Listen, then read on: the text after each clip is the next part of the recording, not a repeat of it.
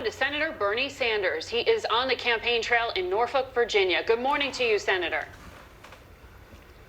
Good morning, Margaret. Is this now a two-man race? Well, all I can say is we have won the popular vote in Iowa. We won the New Hampshire primary. We won the Nevada caucus. We lost last night. We're looking forward to Super Tuesday. I think we got a great chance to win in California, in Texas, in Massachusetts, and a number of states around the country. But South Carolina is the first southern state. Does that indicate anything to you about your prospects in places like Virginia and North Carolina? Will Joe Biden really challenge you there?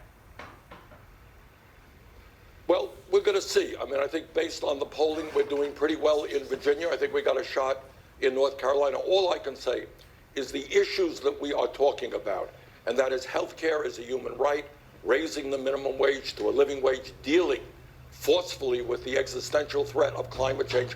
Those are ideas, Margaret, that I think are resonating all across this country. I think we have an excellent chance to do well on Tuesday and to win the Democratic nomination. Joe Biden is blanketing the airways this morning. We know from your campaign that you raised $46 million in February. That's a significant number. What do you think that does for you going into Super Tuesday? What edge? Well, Margaret, it is not only the amount of money that we raised, and that is a phenomenal amount. It's how we raised it. We don't have a super PAC like Joe Biden. I don't go to rich people's homes like Joe Biden. I think Joe has contributions from more than 40 billionaires. What we have done is received more campaign contributions from more Americans than any candidate in the history of the United States, averaging $18.50. This is a campaign of working people and by working people, and I'm extraordinarily proud of that. But we have enough money now, not only to take us through Super Tuesday, but take us through the entire process, fueled by the contributions of working class people all across this country. Your campaign said that if you are the nominee, you won't accept the financial help that Michael Bloomberg has offered. He said he'd extend it to any party nominee. Do you really want to turn down his bankroll? Well, look, Mr. Bloomberg is free to do anything he can with his $60 billion, and that's legal. All I can say is at this point, we are confident that we can receive the kind of campaign funding that we need from working class and middle class people, that we don't have to be beholden to any powerful special interest. Look, one of the things that upsets people, so you would accept conservative or progressive, is, I didn't say that. What I would say is that he has the right to do anything he wants. Right now, we are confident, Margaret, based on the fundraising that we are doing, is that we can beat Trump. But you are a democratic socialist. You have never officially entered the Democratic Party. In fact, you constantly criticize Democratic establishment. So how can you convince the country that you are the best candidate to unify Democrats and challenge President Trump?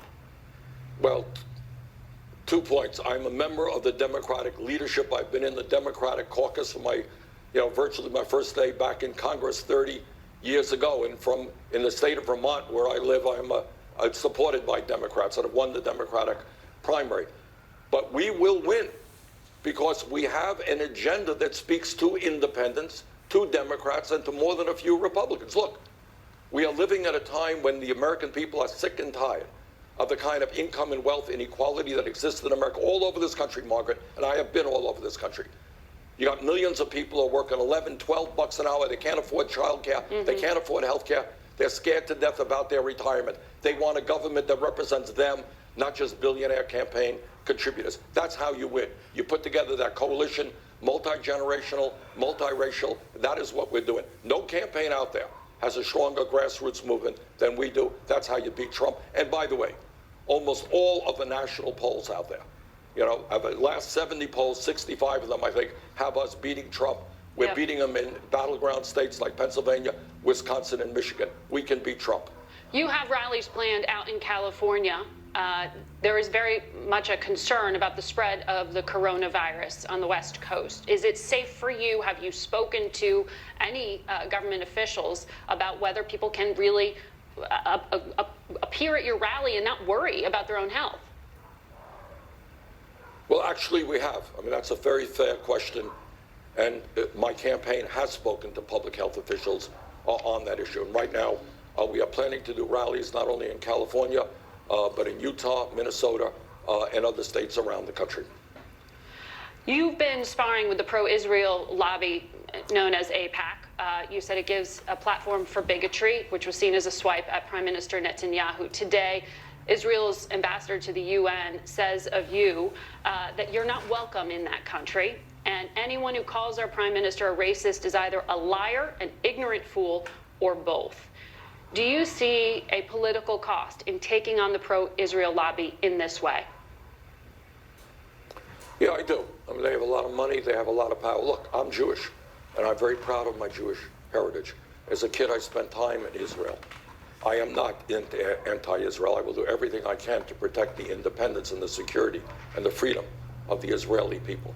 But what we need in this country is a foreign policy that not only protects Israel, but deals with the suffering of the Palestinian people as well. You got 70% youth unemployment in Gaza. People can't even leave that district, that area. Major, major crises. It is not sustainable. There will be continued conflict in the Middle East until the United States develops an even-handed policy. Yeah. So I am pro-Israel. I am pro-Palestinian. I want to bring people together to finally achieve peace in that region. I want to ask you on foreign policy, the president just authorized a deal with the Taliban. What do you think of that? Because if you're commander-in-chief, you'd either follow through with it or halt the withdrawal of U.S. troops. Well, I don't have enough details, and that peace agreement, needless to say, is going to have to go through the Afghan government. We don't know what's going to happen. One of the difficulties, to be very honest, Margaret, in dealing with Trump, it is very hard to believe anything that he says, whether it's the coronavirus, whether it's going on in Afghanistan. But it is my view that the United States, and I speak as somebody, helped lead the opposition to getting us into the war in Iraq. It is my view that we got to end endless wars, that when we have 500,000 people in America sleeping out on the street and people can't afford health care, we got to invest in this country, not in endless wars. All right. Senator Sanders, thank you for joining us.